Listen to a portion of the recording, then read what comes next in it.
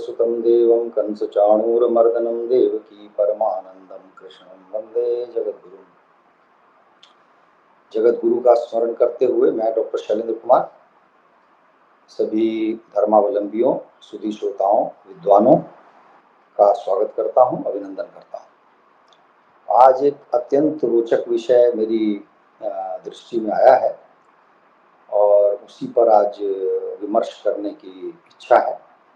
वो विषय क्या है? विषय यह है कि पाकिस्तान में अभी 3 दिन पहले शराब की एक प्रकार से छूट दी गई कि अब वहाँ पर कोई भी व्यक्ति शराब पी सकता है।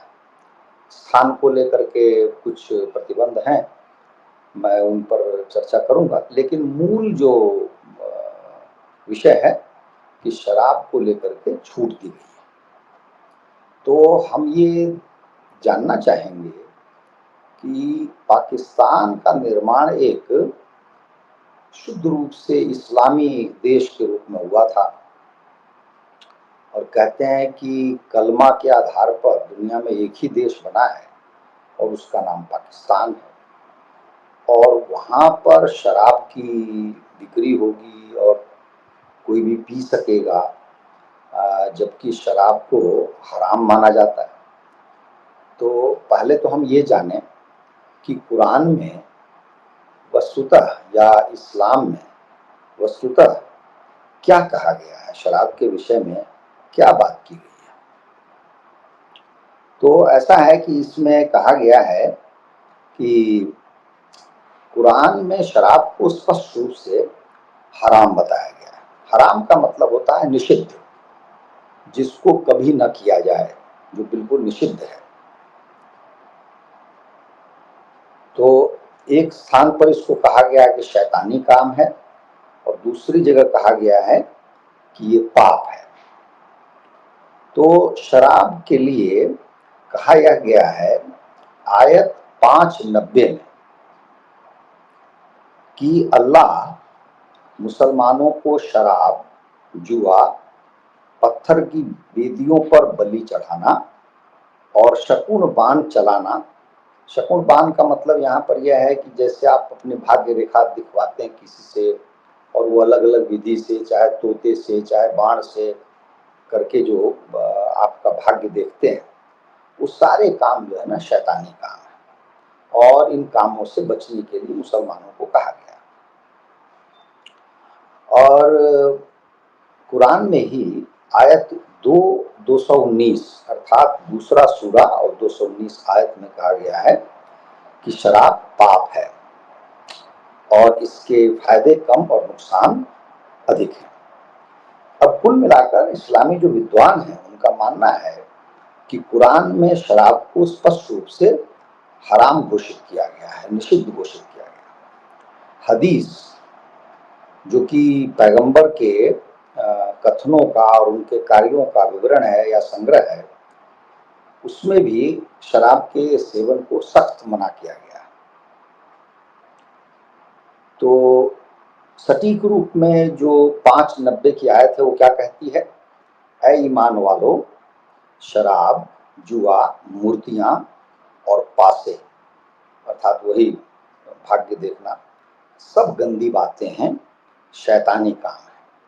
इनसे बचो ताकि तुम्हारा भला हो।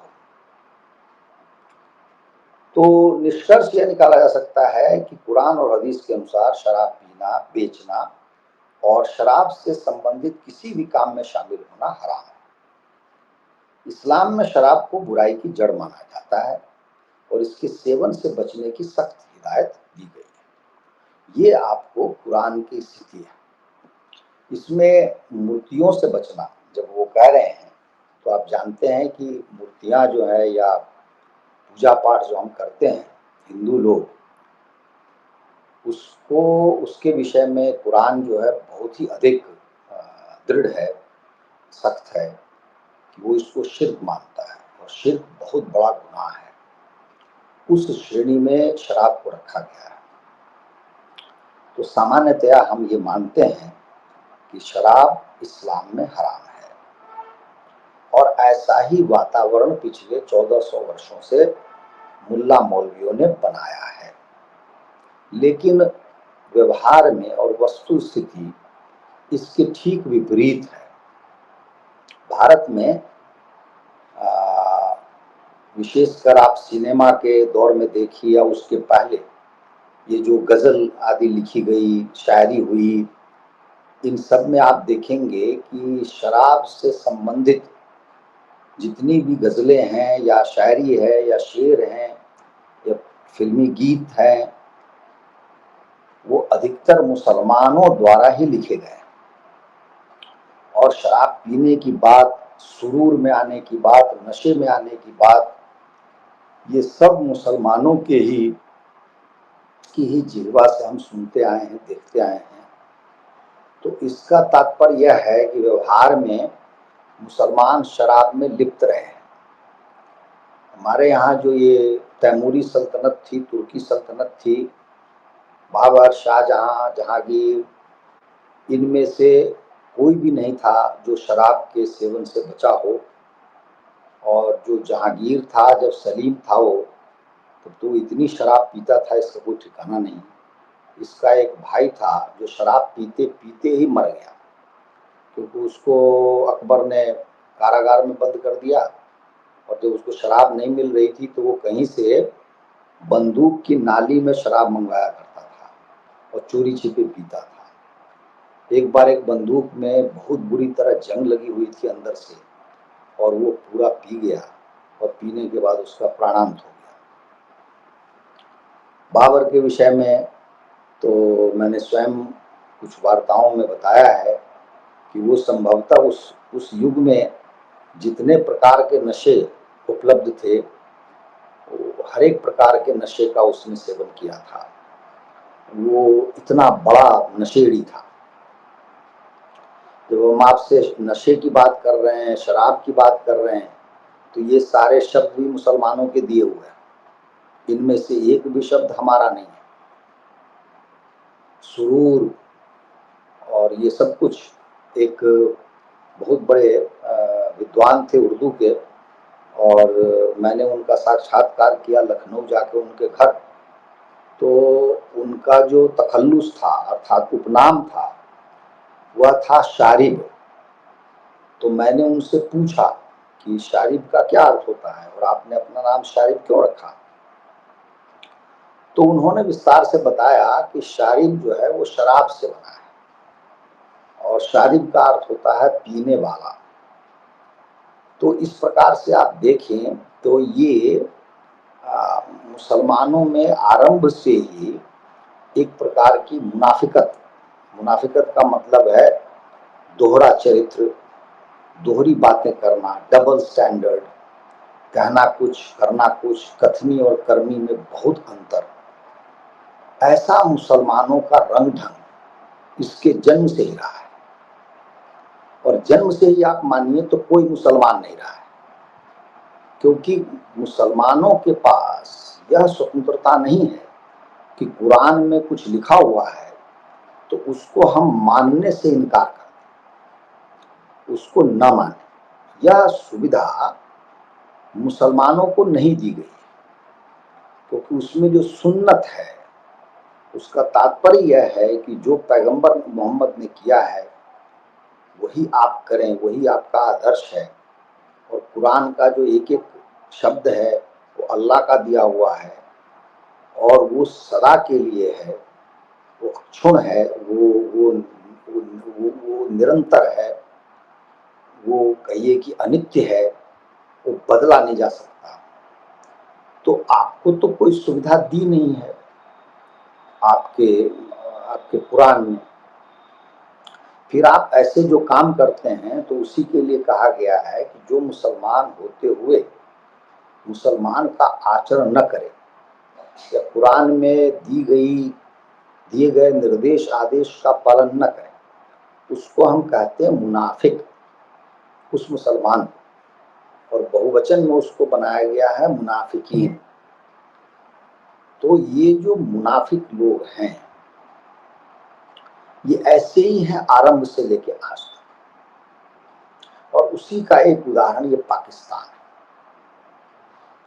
जब पाकिस्तान बना तो उस समय से लेके 70 के दशक के आरंभ तक वहां शराब बनती और बिकती थी।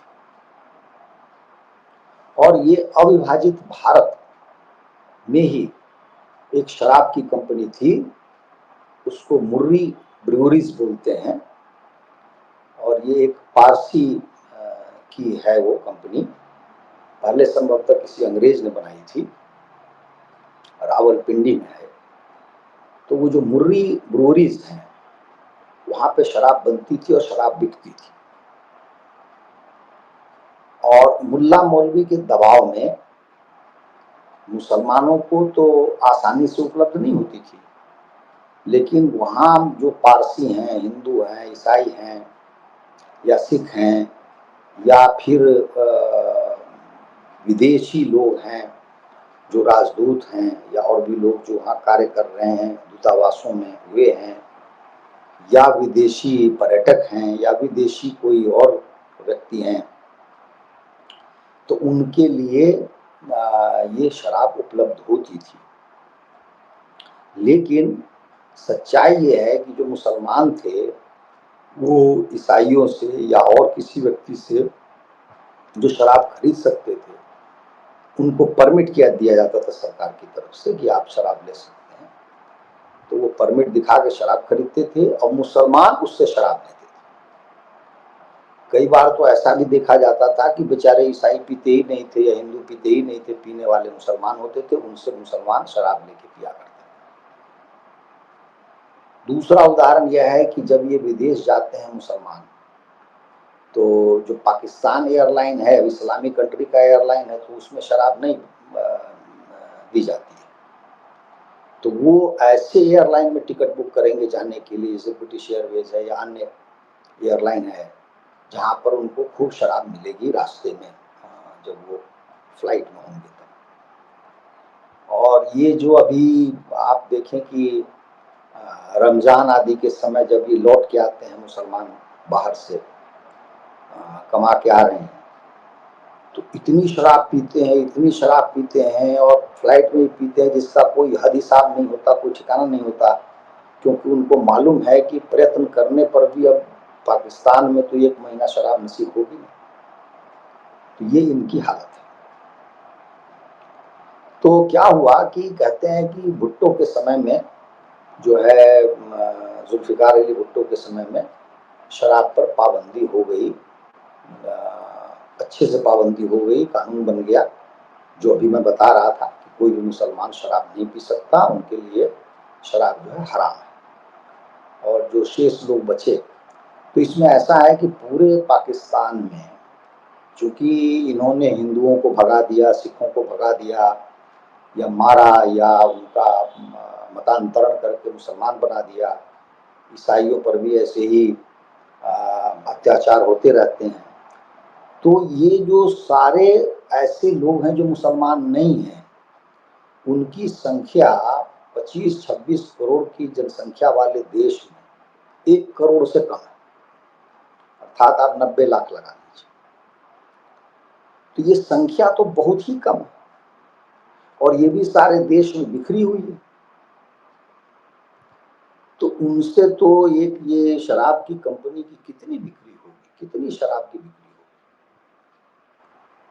होगी। जो ये मुर्री ब्रूअरीज है, इनकी जो है मतलब कोई बहुत अधिक बिक्री नहीं हो रही थी, और ये चाह रहे थे कि और भी जो तरह तरह के ड्रिंक्स होते हैं उनमें भी अपने हाथ आजमाए जाए। अभी मैंने पढ़ा इंडियन एक्सप्रेस में एक बहुत ही विस्तार से एक लेख छपा है, इसमें बताया है कि मुर्री ब्रूअरीज ये विचार कर रही है कि हम अन्य ड्रिंक्स में भी जाएं ताकि हमें कुछ आमदनी हो आए।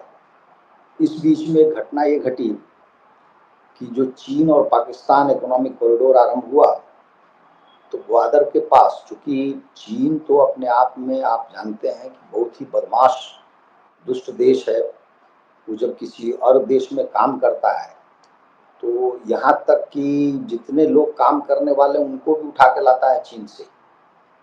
इसीलिए इससे पाकिस्तान को कोई मजदूरी का भी फायदा नहीं।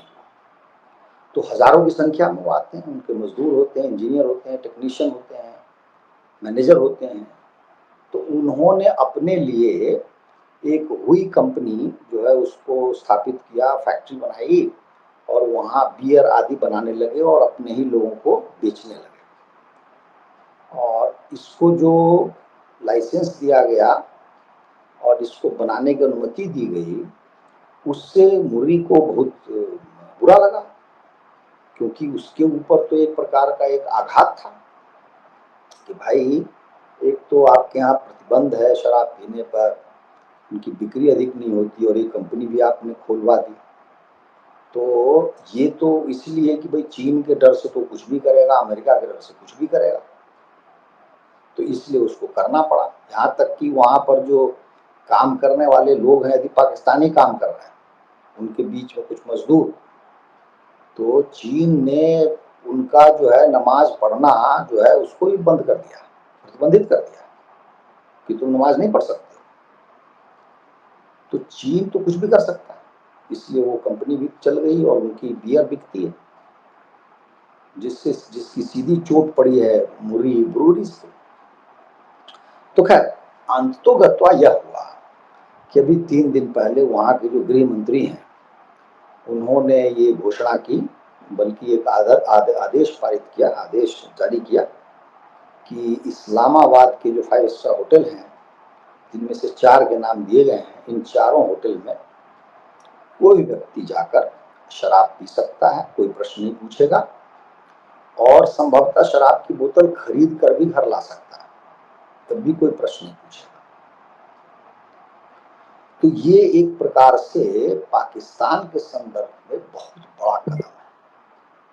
और मुझे ऐसा लगता है कि एक तो इसके पीछे अभी जो एकदम से निकट अतीत में पाकिस्तान जिस प्रकार से अमेरिका की शरण में गया है, संभवतः पश्चिमी देशों को प्रसन्न करने के लिए भी यह एक कदम उठाया गया होगा, क्योंकि अचानक इसका कोई और एक अन्य कारण तो समझ में आता नहीं। तो ये जो 4 होटल हैं, इनमें अब आप खुले रूप से जाके शराब वहाँ पर खरीद के पी सकते हैं या घर ले आ सकते हैं, मतलब आपके ऊपर अब कोई प्रतिबंध किसी प्रकार का नहीं। आशा की जाती है कि इसी प्रकार जो अन्य बड़े-बड़े शहर हैं, उन शहरों में भी जो बड़े-बड़े होटल होंगे, वहाँ पर ऐसी सुविधा उपलब्ध हो जाएगी। उसके बाद संभव है कि रेस्टोरेंट आदि में भी ये सुविधा उपलब्ध हो, तो धीरे-धीरे से आप कह सकते हैं कि शराब के लिए खुली छूट पाकिस्तान में होगी। लेकिन अब प्रश्न ये उठता है कि यदि ऐसा है, तो आपने उस पर प्रतिबंध ही क्यों लगाया? तो कुरान तो यथावत है, इस्लामी मान्यताएं तो यथावत हैं, मुल्ला मौलवी भी पाकिस्तान में वैसे ही हैं। तो अब देखना यह होगा कि मुल्ला मौलवी क्या करते हैं, मुल्ला मौलवी कितना हंगामा करते हैं। हालांकि कुछ पाकिस्तानियों का कहना है कि ये जो मुल्ला मौलवी हैं, ये सबसे बड़े शराबी हैं, और ये इतने बड़े शराबी हैं कि कई तो टेलीविजन पे आ जाते हैं पी के। तो वही जो मैंने कहा कि ये सारे के सारे मुनाफिक हैं, डबल स्टैंडर्ड लोग हैं, और इनका कोई चरित्र नहीं होता। देखिए, मुसलमानों में सच्चरित्र व्यक्ति होना बहुत दूर की कौड़ी है, बहुत दूर की कौड़ी। इनमें सच्चरित्र व्यक्ति पता नहीं, मतलब हो तो ईश्वर की कृपा से कोई हो जाएगा या उसमें कोई विशेष गुण होगा, अन्यथा कोई होगा नहीं। क्योंकि जो मुनाफिकत है, जो दोहरा चरित्र है, ये इनका पैदाइशी गुण है, बोलना कुछ, करना कुछ, अपने लिए कुछ, दूसरे के लिए कुछ। क्योंकि इस्लाम ने ऐसा स्वरूप ही बनाया है अपना। वो कहता है काफिरों को मार दो, छुप के रहो, दोस्ती न करो, और जब तुम देखो काफिर बहुत हैं तो तुम चुपचाप रहो, हिल मिल कर रहो, लेकिन जब भी समय पाओ उनको अकेला देखो तो झाड़ी में छुप जाओ, उसको मारो पकड़ो। तो ये तो सारा का खेल ही आपका जीवन भर ऐसा ही है कि आप दूसरे को धोखा देने में, उससे झूठ बोलने में, मतलब आप दोस्त हैं लेकिन सचमुच में आप दोस्त नहीं है, मित्र नहीं है उसके, ऐसा कुरान कहता है। तो फिर वो अपने समाज पर भी लागू हो जाता है। फिर ऐसा है कि इसीलिए इस्लाम में इतने फिरके हैं, इतने विभाजन हैं, और कई बार वो विभाजन एक दूसरे के विपरीत हैं। और ये जितने फिरके हैं उनके अलग अलग कुरान भी हैं। ये अपने आप में बहुत बड़ी समस्या है। शिया का कुरान अलग है, सुन्नी का कुरान अलग है। अभी मैंने कहीं सुना पाकिस्तान में कुछ बनाया जा रहा है जिसमें कुरान में से कुछ आयतें निकाल करके और ऐसा कहा जा रहा है कि भाई हम शिया और सुन्नी को एक साथ इसमें पढ़ाएंगे। और शिया वाले उखड़ गए, उन्होंने कहा नहीं, हमारा तो अपना अलग कुरान है, हम क्यों पढ़ेंगे इसमें साथ में। तो साथ पढ़ने को तैयार नहीं। सुन्नियों के लिए पैगंबर मोहम्मद जो है वो सबसे बड़े व्यक्ति हैं, उनका आगा पीछा कोई नहीं, सबसे बड़े व्यक्ति हुए, अतुलनीय है। लेकिन वह जो दर्जा है, वह जो पद है, वो शियाओं के बीच में अली को मिला है। और शियाओं का तो यहां तक मानना है कि जो जिब्राइल आकर के आयतें उतारता था, बताता था मोहम्मद को, वो शिया मानते हैं कि वसुतः जिब्राइल पहले अली के पास जाता था, अली से अनुरोध करता था कि मैं ये कुरान देना चाहता हूँ मोहम्मद को, जाऊं या ना जाऊं, अनुमति लेता था। जब अली से अनुमति प्राप्त हो जाती थी तब वो मोहम्मद के पास जाता था। तो आप देखिए कि इतना विपरीत संसार है इनका। अहमदिया कुछ और कह रहा है, कोई कुछ और कह रहा है, किसी का सिर नहीं, किसी का पैर नहीं। तो ये तो इनका स्वभाव है।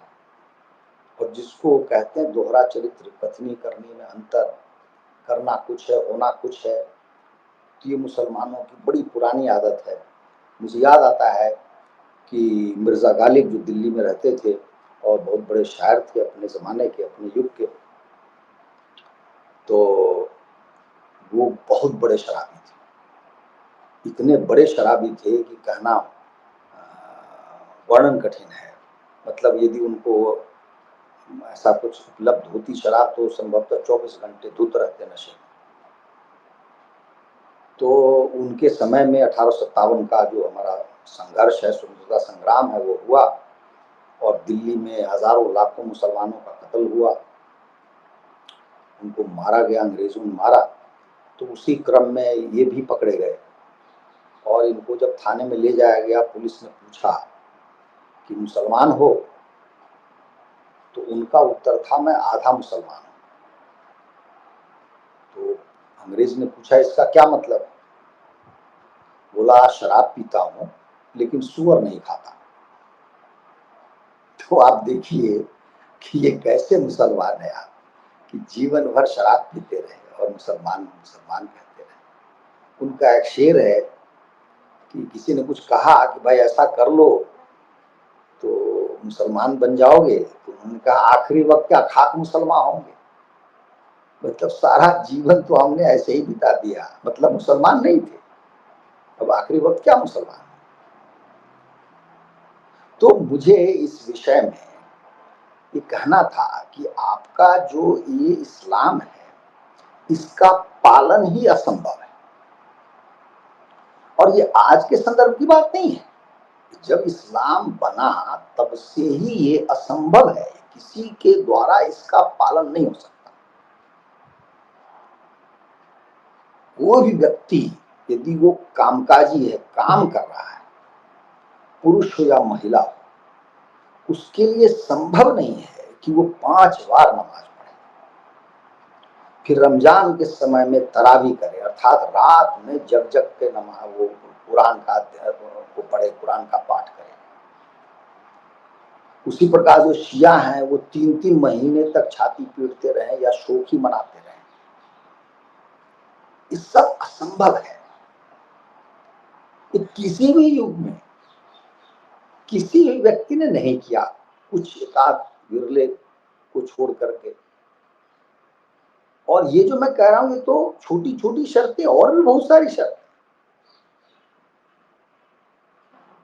कब कैसे क्या करना है मैं विस्तार में नहीं जाना चाहता, लेकिन ये सारी बातें हैं जो किसी व्यक्ति के द्वारा आचरण में उतारा ही नहीं जा सकता, असंभव। बहुत पुस्तकों में मैंने पढ़ा है कि कोई महिला, यदि महिला तो सामान्यतया वो मस्जिद में जाकर नमाज नहीं पढ़ सकती, घर में नमाज पढ़नी, तो वो मान लीजिए कि वो बड़ी कठिनाई से वो कर भी सकती है, क्योंकि देखिए मौसम है, हमारे देश में मौसम बदलता है। कोई कश्मीर में है, माइनस कितना डिग्री टेम्परेचर है, लद्दाख में है, कैसे वो 5 बजे सुबह उठ के नमाज पढ़ेगा सब काम छोड़ के? उसमें भी उसको साफ सुथरा भी होना है। तो ये लगभग असंभव सा कार्य बनाया हुआ है।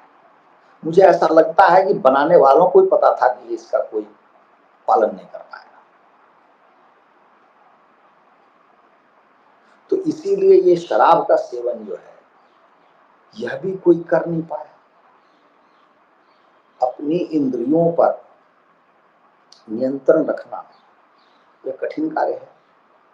इसके लिए संस्कार होना चाहिए परिवार में, इसके लिए साधना करनी चाहिए।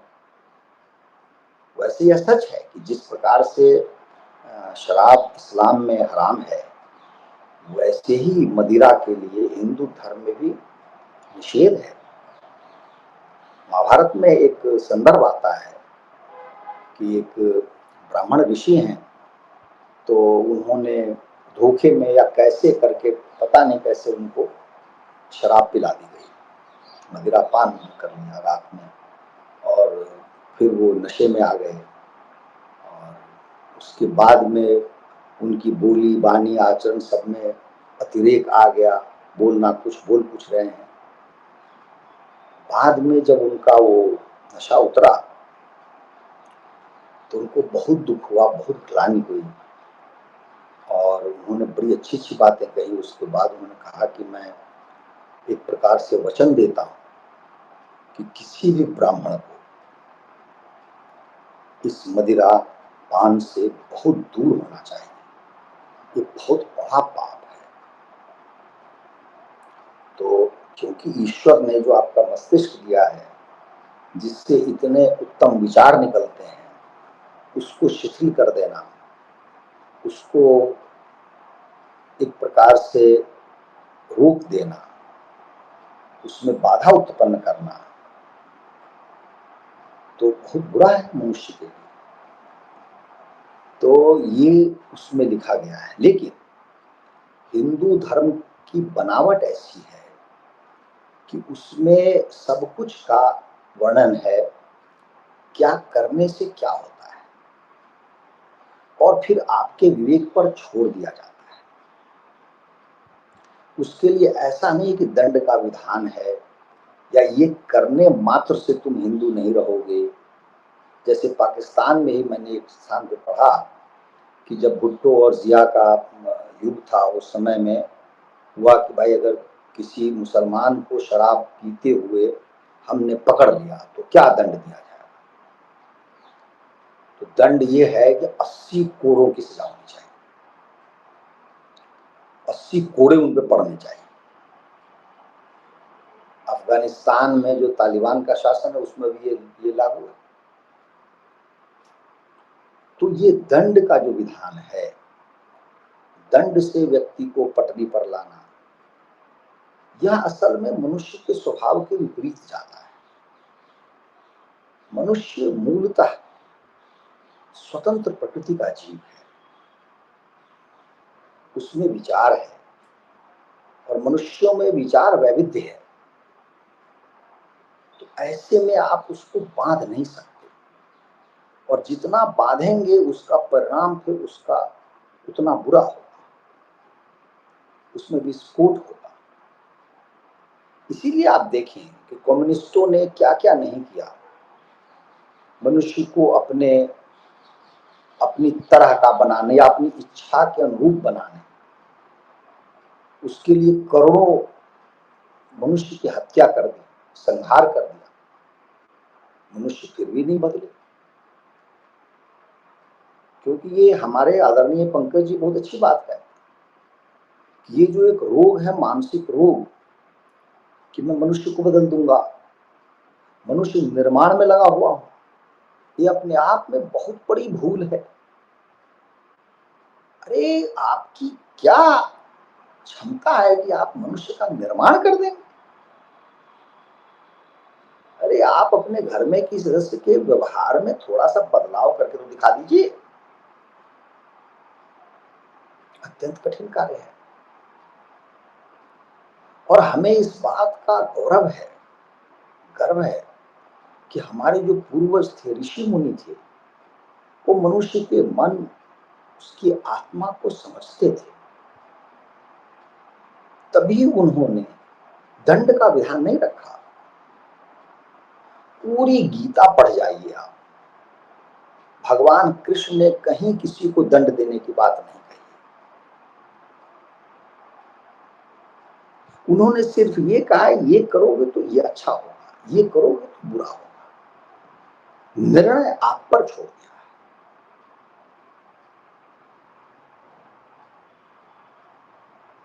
इस्लाम में ऐसी व्यवस्था ही नहीं,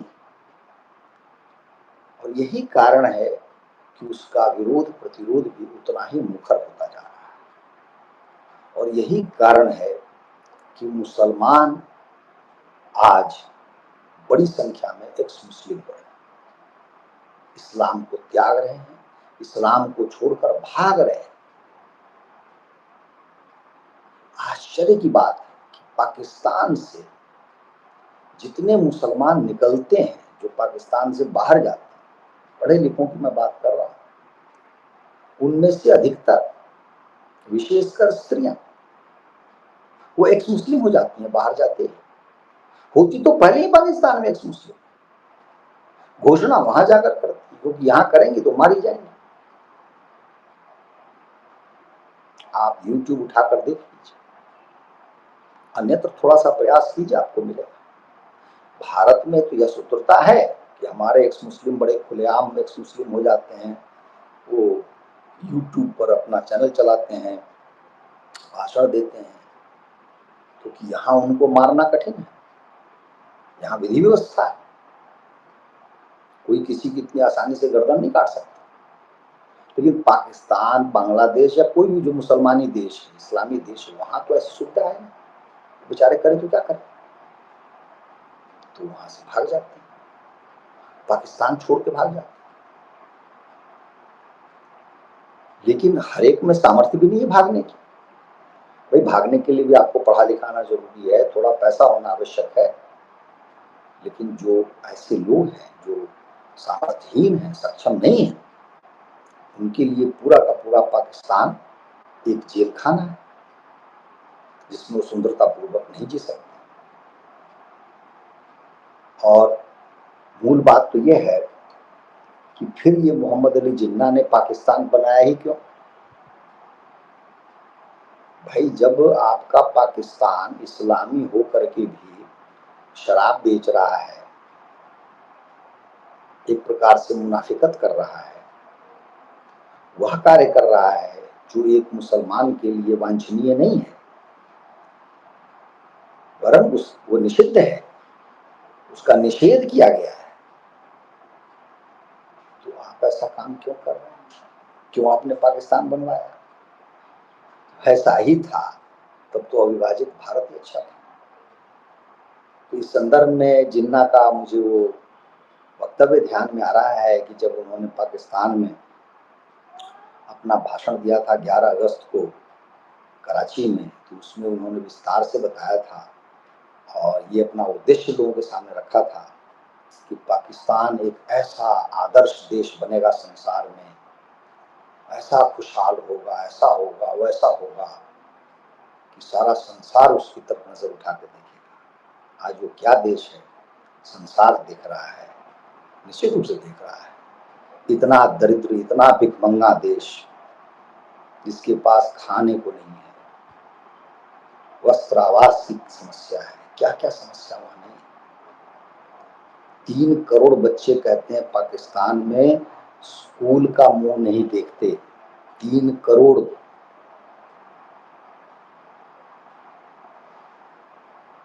तो मुझे हंसी आ रही है कि एक इस्लामी देश में अब शराब की खुली छूट होगी और लोग वहां शराब पिएंगे। लेकिन इसमें भी एक समस्या है, समस्या यह है कि ये 5 स्टार होटल या रेस्टोरेंट यदि आप खोलते हैं, उसमें अनुमति देते भी हैं, तो जो सामान्य व्यक्ति है, जो बड़ी कठिनाई से कुछ पैसे जुटाकर पीना चाहता है, वह तो संभवतः नहीं पी पाएगा, क्योंकि तो महंगी जगह है ना।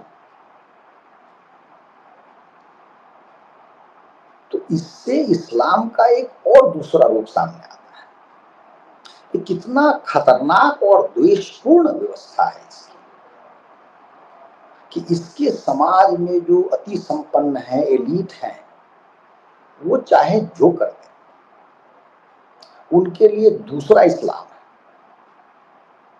और जन सामान्य के लिए दूसरा इस्लाम। जैसे इस्लाम में एक व्यवस्था है कि आपने किसी की बंदूक से हत्या कर दिया, तलवार से गर्दन काट दी,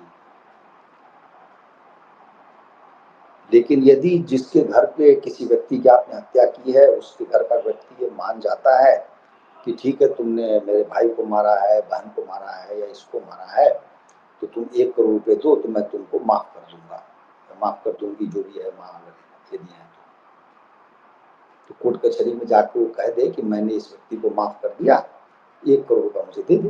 ये व्यवस्था है वहां पाकिस्तान में, और इस्लाम में व्यवस्था है इसकी।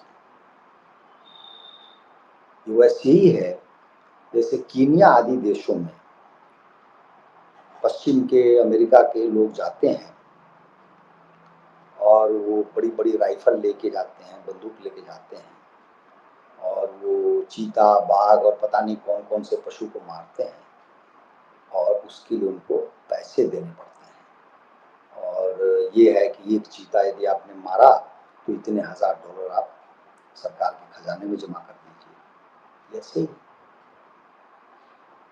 तो पशुवत है, इस्लाम में जन सामान्य पशुवत है।